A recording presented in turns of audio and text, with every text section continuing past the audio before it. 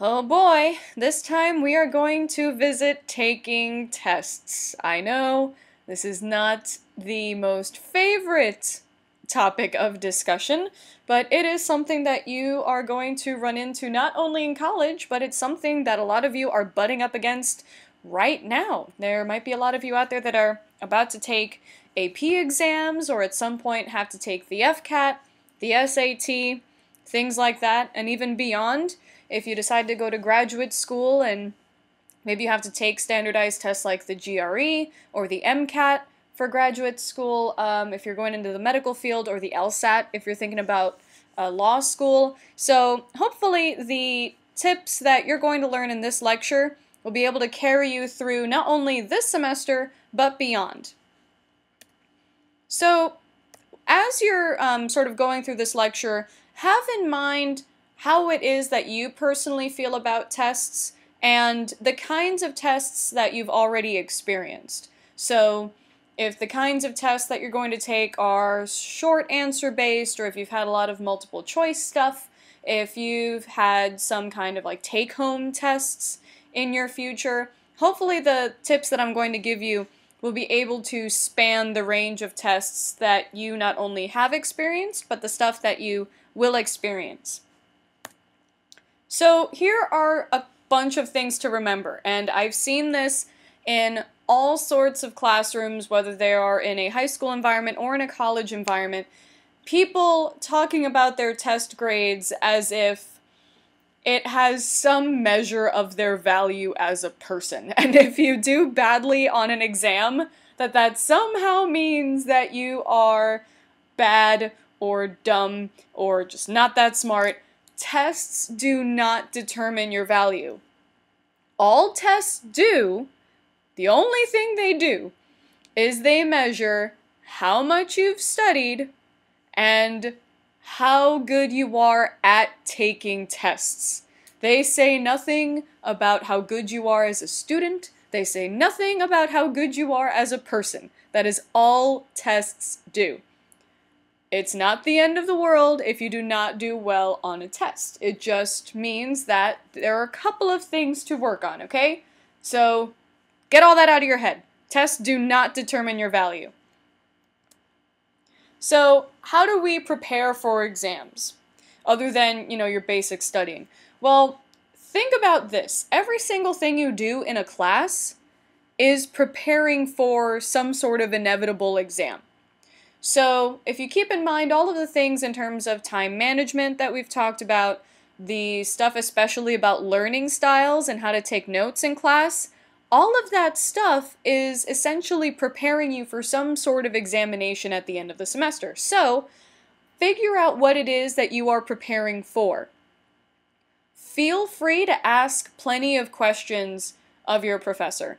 I'm sure that it might seem intimidating, maybe if you're in a class of whether it's 3 or 30 or 250, it might seem intimidating to ask your professor exactly what the parameters might be for any future exams, but ask them so that you can record your notes and plan your actual classwork accordingly. So ask questions, and also check your syllabus.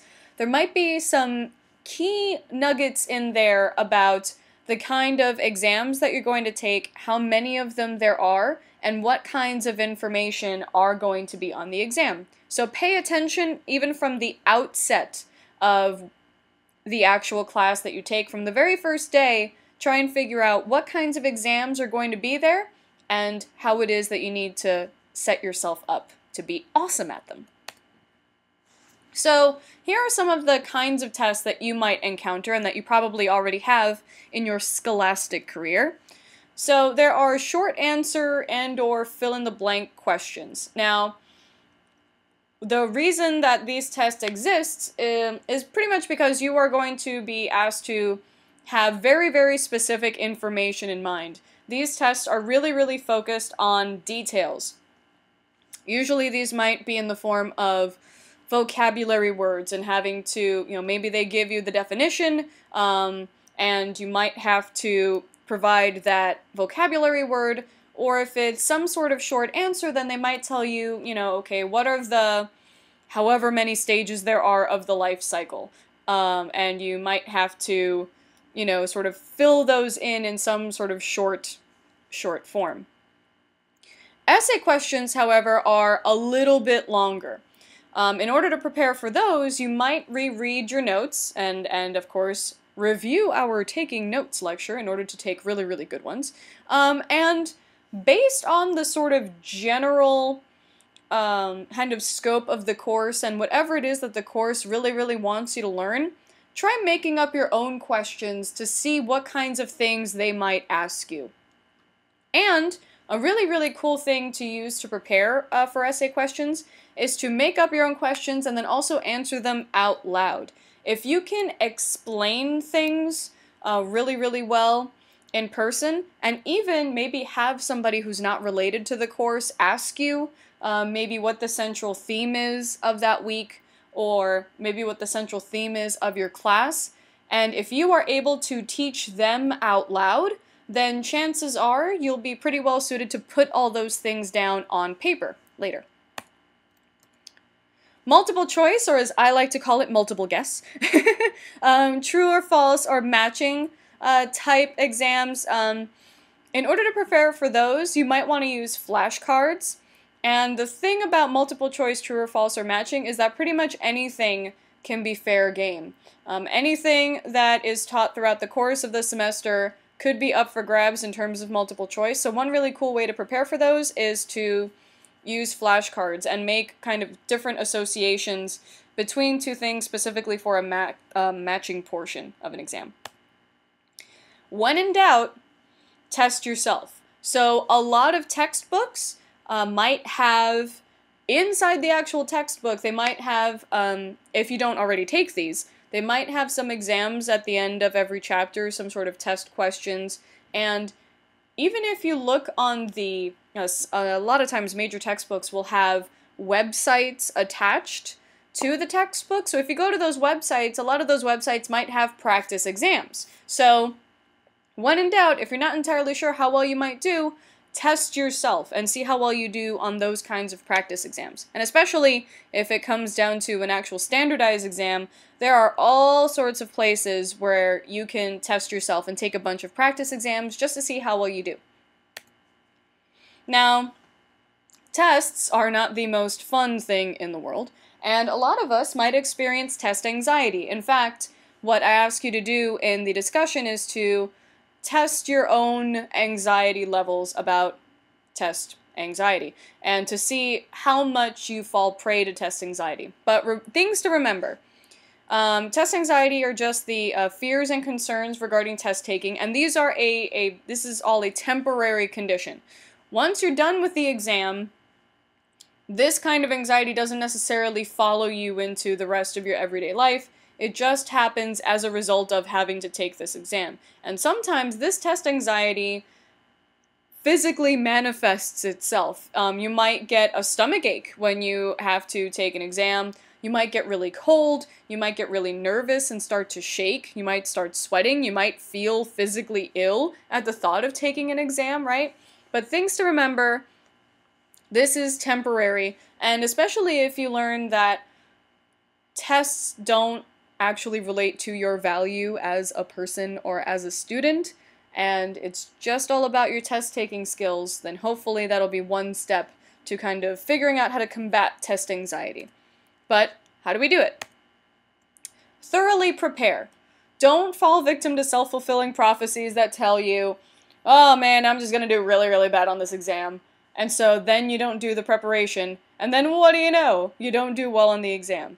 Prepare thoroughly. And especially if you go into every class realizing that there might be some sort of exam at the end of it, and you concentrate on really making sure that you take good notes so that you can do better on the test, then that is already putting you one step ahead of a lot of other people. Be realistic about your expectations, alright? So at the same time that you might go into an exam saying, oh, I'm gonna fail it, don't also go into an exam thinking, this is going to be a cakewalk, right? Be realistic about how much you know and how much work you might have to do in order to study. Eat and sleep well. I cannot stress this enough. Do not go without food, because the grumbling of your stomach from hunger might not only distract you, but it might distract the other test takers. And if you don't sleep well the night before because, oh, I don't know, maybe you're up all night studying when you shouldn't be, if you don't sleep, then you are not going to be mentally able to combat this whole exam thing, alright? So get a good night's sleep, eat well, treat your body right, so that hopefully you won't freak out even more come test time. Also, learning relaxation techniques might be really, really important. So, during the exam, or at least, directly before the exam, maybe you get to the classroom a little bit early and you have a little bit of time to yourself to prepare. Before taking the exam, close your eyes and take some really, really nice deep breaths. Breathe in for 5 and breathe out for 5. Relax, basically tense little groups of muscles in your body, and then release them. Squeeze your toes, and then release your toes. Squeeze your feet really, really, really tight, and then release your feet. And on and on and on up your body until you release, basically you tense up your entire body, and then you release and relax. And learn some relaxation techniques, and then hopefully that will get you to not hyperventilate during a test-taking environment. Visualize your success. This is, kind of falls into the whole, power of positive thinking thing, but start visualizing how well you're going to do in this class and kind of motivate yourself, kind of buff you up, right? Buff you up, be positive, and visualize your own success instead of focusing on how poorly you might do. Visualize yourself doing all the work and actually kind of nailing it. That'll help. Also, a lot of you might be in classes with a lot of people that might have to take the same exam and are going through the same thing you are. So why don't you take advantage and form a study group? Study groups are basically just small, informal groups of students that help people prepare for an exam. And oftentimes, especially if you are put in a situation where you might have to do some sort of an opinion essay or any other kind of essay question where you might need to develop an idea, study groups might actually open you up to different perspectives. And you never know. If it's something like chemistry and you have to know all of the noble gases, I'm just making something up. If you have to learn a particular thing, being in a study group might introduce you to all sorts of different ways that people have of remembering certain things that you might not have thought of before, and help you make new connections that'll help you remember things a lot better. Also, knowing that you are in this sort of small group that's kind of buffing each other up is actually kind of cool, to have a lot of people that are in your corner and are going through the exact same thing you are, that are studying the exact same thing, and they're kind of motivated towards the same goal. It's actually pretty cool. So you kind of, buff each other up so that it's like you have a team of people working to do well on the exam, and you don't necessarily have to go it alone. So when you form a study group, clearly you have to find motivated and energetic students. This is not the time to group up with a bunch of slackers. And if you yourself are one of those slackers, then definitely find the most motivated and energetic students so that you can hopefully get some of that from them. Include a variety of people. Not just the people that learn exactly the way you do, but people that might have different learning styles and different perspectives. Choose a basic purpose and keep it kind of narrow. So this study group doesn't necessarily have to be for the entire course.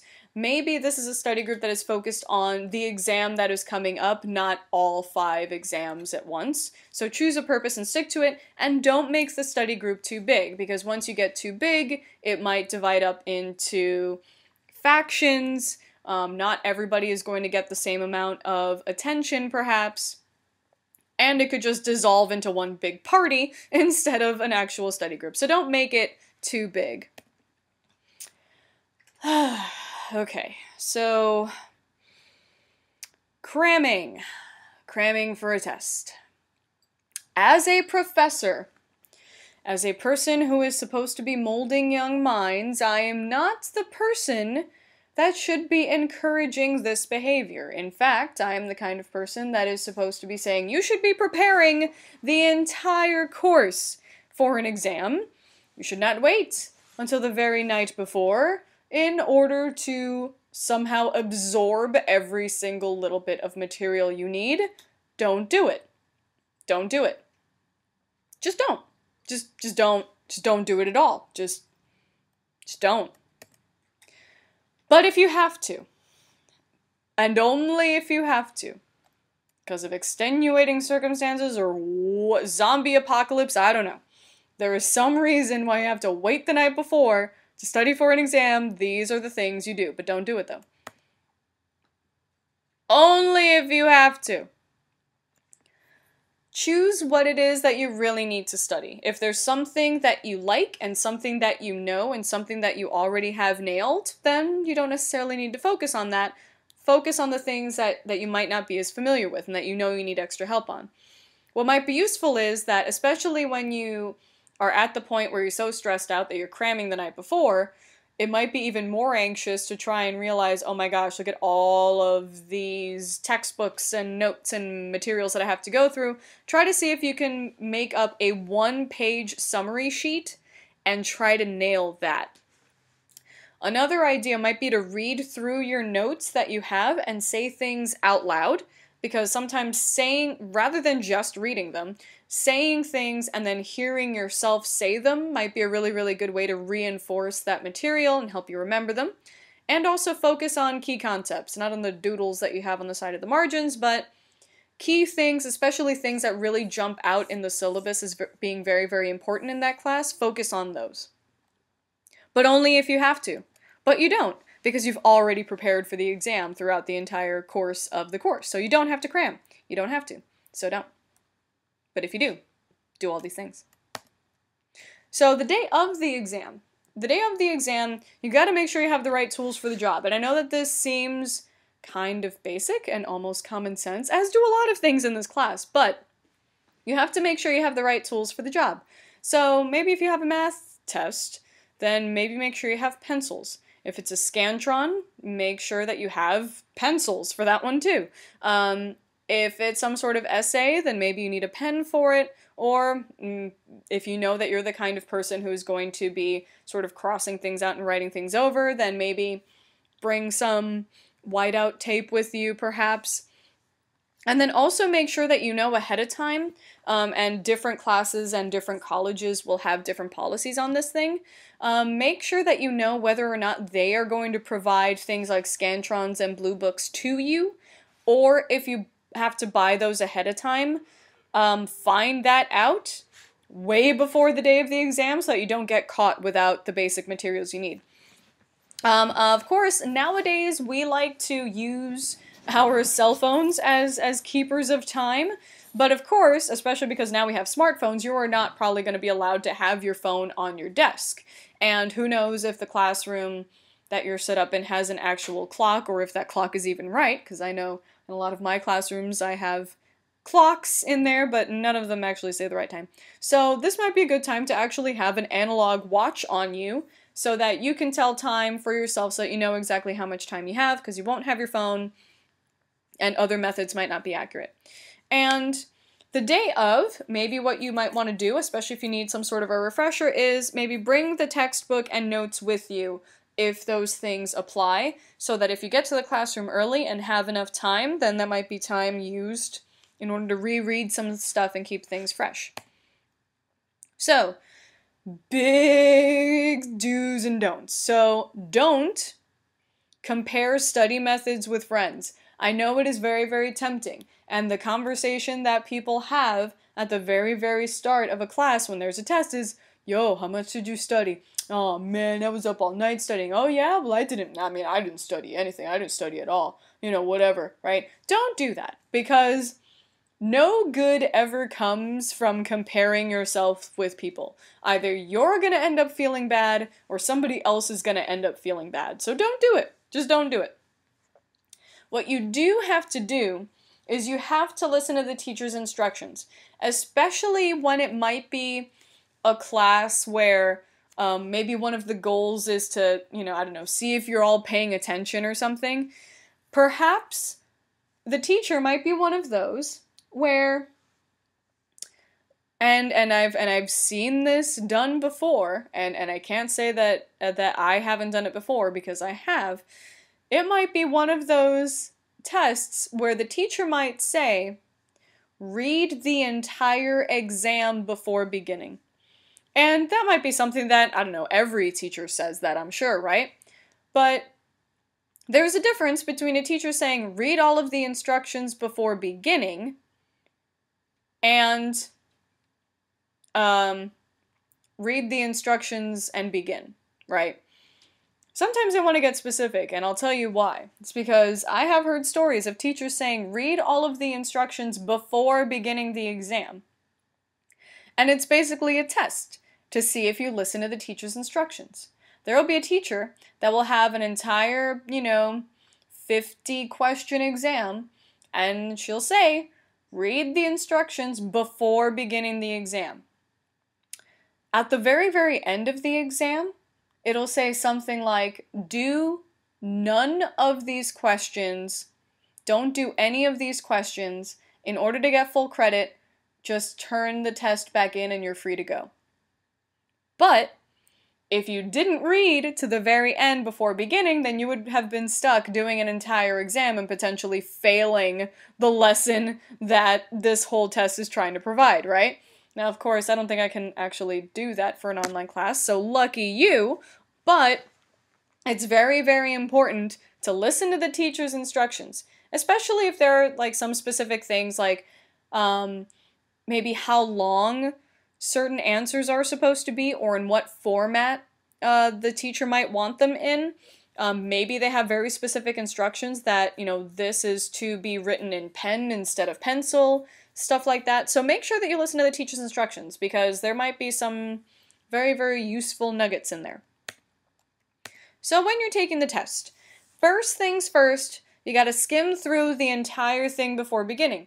And not even if the teacher says to do it, but even if the teacher doesn't say to read the instructions before beginning, read the instructions before beginning. Look through the entire exam, check out point values, and see if there are certain questions that are worth more than others, because then that can kind of help you strategize as to what to tackle first. Check the instructions, the number of pages, and the number of questions. So there is a possibility that maybe in making copies and stapling the copies, maybe they left out a page, or maybe there are certain questions that are out of order, or maybe it's supposed to be a 50-question exam, but maybe the numbers are wrong and it only ended up being a 49-question exam for whatever reason, right? So make sure that you check and make sure that you have all of the parts of the exam, all of the pages are there, all of the questions are there, and feel free to ask questions and ask the professor to clarify, right? Because that might be the difference between you understanding a question correctly and then getting it correctly, and you just saying, screw it, I'm just gonna guess, and then you're gonna get it wrong, right? So feel free to ask questions, right?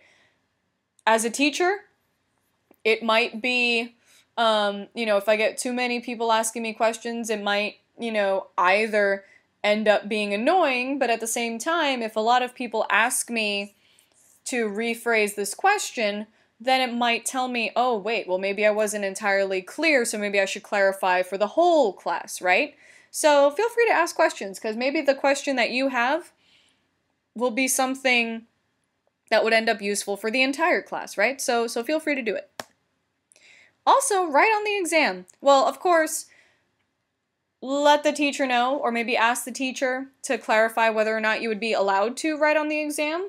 For the most part, you can, but if for whatever reason, maybe the teacher's trying to save trees or something and they're going to reuse these test copies for, the next class or something, maybe not the next semester, but maybe the next class coming directly after you, who knows, right? But writing on the exam might be really, really helpful, because it might be good for you to highlight important words or cross out answers that aren't the right ones, feel free to write on the exam, especially if there are like formulas that you need to know and you already remember them, write those down ahead of time, things like that.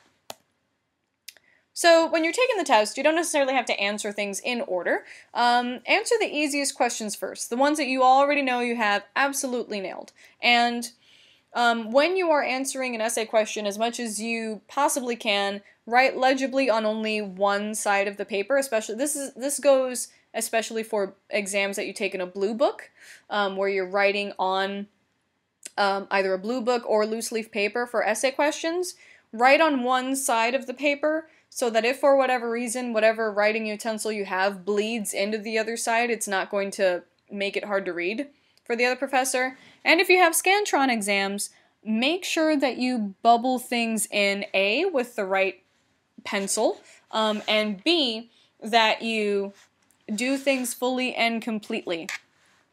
Don't just do like a half bubble, don't just do little dots, and also don't go outside the bubble either, right? Make sure that you bubble in your stuff correctly.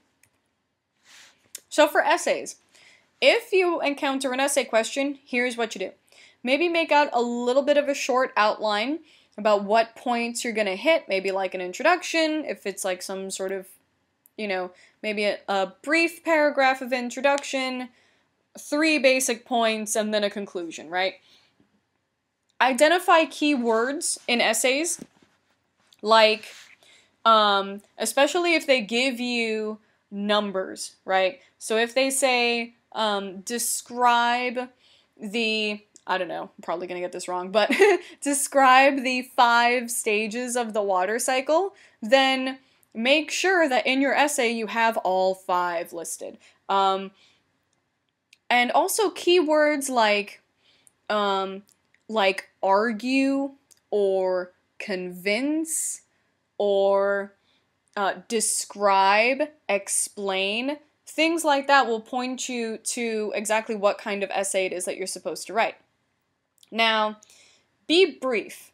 A, because you have a very limited amount of time for the entire rest of the exam, and also because you have to make sure that you hit all of your points, but you're not absolutely rambling. And then also make sure that you answer every part of the essay.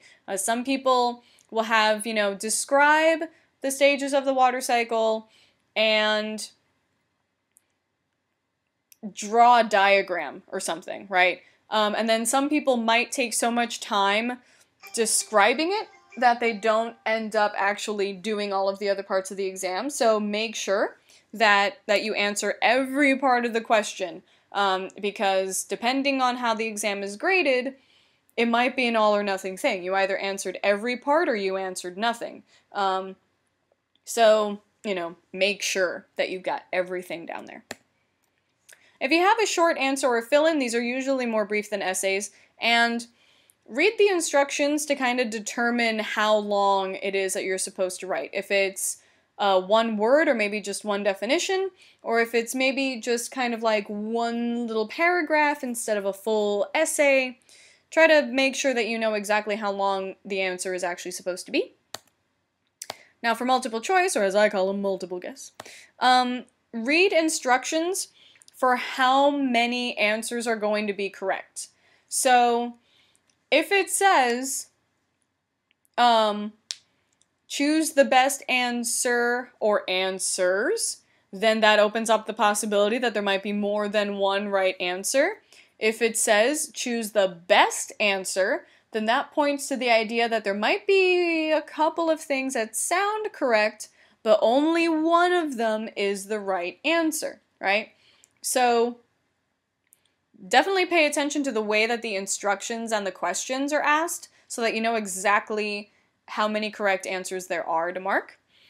And a really, really easy way to figure out how to answer a multiple choice question is you cover up the answers and then try to answer the question in your head. If you can fill in that blank and that answer happens to be one of the choices, then that will probably, I say probably, that will probably end up being the right or best answer.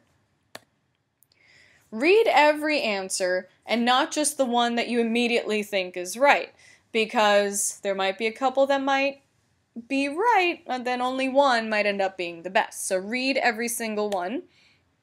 And, ooh, here's something really, really key. Look for absolutes. And what are absolutes? Absolutes are words like never, always, and maybe sometimes, but not really. Always, never, which one of these is, and which one of these is not. A lot of people get messed up when answering a question sometimes because they read too fast and don't pay attention and confuse a question that might be, which of these is a stage in the water cycle versus which of these is not a stage in the water cycle, right? So make sure that you look for those, highlight, underline them, do whatever you have to do to call attention for them, but pay attention to those, because those might pop up. Like I said, look for not. And there is such a thing as an educated guess. So first things first, when you have a multiple choice question, is take out the ones that are obviously wrong. When I write exams, sometimes and then of course your mileage may vary in terms of professors, but some of them will put some very obviously wrong responses, like just some really, really funny ones that are clearly wrong, or ones that you just absolutely know that they're wrong. So just make sure to cross those out and select the most likely. If wrong answers don't cost you points, it always pays to guess. So depending on the exam, if you have 50 questions and you get one question wrong, if you have a test where wrong answers don't cost you points, then if you have 50 questions and you get only one wrong, you get a 49. That's great. If you have 50 questions and you get one wrong, and that actually takes away points, it's not just a 0, but it's actually like a -1, and it might actually end up being not only wrong, but it'll actually like take you down to like a 48 instead of a 49 over 50.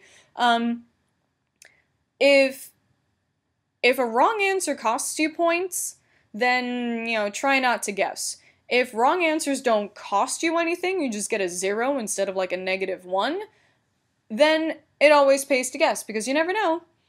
If you have a gut instinct, it might actually end up being right. So, for true-false questions, the keywords to look for are never, always, and sometimes. Because those absolutes will definitely point you in the right direction. If it is a matching question, definitely cross off as you go and answer the easiest ones first. It's all about the process of elimination is the key here for matching questions. And whatever kind of test you take, whether it is a take-home, an in-class, a multiple choice, an essay, if it's some sort of a paper maybe that you have to turn in or something, you have to deal with the academic honesty policy, and those kind of range from school to school, and perhaps even from class to class, but if you go against the academic policy, this might range from outright plagiarism, which is using someone else's work and passing it off as your own, to even using restricted materials could be the basis for violating academic honesty. So that might be something like, you have some sort of cheat sheet, or maybe you have a couple of, keywords and phrases set as like the background to your phone or something, and you check your phone really quick in order to get some sort of formula or something, right? All of those things can count as violating the academic honesty policy, and that is not a good thing, right? Especially when you're writing papers and you're submitting them online. Nowadays, you have things like Turnitin.com where professors can actually look and search and check your paper to see if any of the words that you write pop up in either any other people's papers or in any other articles, and you're just sort of lifting directly from things without citing them, right? So just don't do it. Just don't do it. So here's how you sort of grade yourself and how you did. Check your work and know when to stop. So check your work. Just because, you know, you did your exam doesn't mean you necessarily have to immediately turn it in, and then that's it. If you practice the sort of policy of doing the easiest answers first, it might be really, really easy to kind of forget about some of the harder questions, and then it turns out that maybe you turned it in too early and you didn't do all of the, you know, you didn't complete the entire exam, right? So check your work, make sure you didn't miss anything, make sure everything is bubbled in correctly. If you had to erase something, make sure that it is erased completely. But at the same time, know when to stop. Because I know people will, if they sit with an exam too long, they will psych themselves out. And even the most correct answer in the world, like, what color is the sky? And there is every other answer, and you picked the one blue. And you picked blue. If you read that question enough, that will start to look wrong. Any right answer will start to look wrong if you sit with it enough, right? So know when to stop. Check it once to make sure you did everything. Check it again to make sure that if there were any sort of iffy points, you go back and check them. But then after that, know when to stop, because otherwise you are going to psych yourself out. And I've seen it happen. So don't do it. So when you get your test back, if you do get your test back, or you get some sort of feedback, listen to the instructor's feedback and use that to make yourself better. Examine your mistakes. You know, don't just take your exam back and then, I don't know, file it away somewhere or throw it out. Figure out what it is that you got wrong. And especially in something like a math test or whatever it is, figure out exactly where it is that you went wrong so that you can work on that later and then you won't get that wrong next time. If you do, see if there is a way that you can get the right answers, right? So it's important to not only know what it is that you got wrong, but it's also important to know what the right answer was. And especially if there might be some kind of dispute in place, make sure that, you know, you discuss that. And seek help from the instructor. If there is something that maybe you are having a particular issue with, get help from the instructor and, you know, try and figure out, okay, what is it that I got wrong? Where did I go wrong? And what can I do to be better? Make sure that you can get some sort of feedback from your instructors. Cool. So I hope at the very least that this might help ease some of your anxiety towards test taking, or at the very least give you a better toolkit to help you for not only exams that you might have in this class or other classes this semester, but hopefully for things that will happen in your college career and beyond. Happy testing!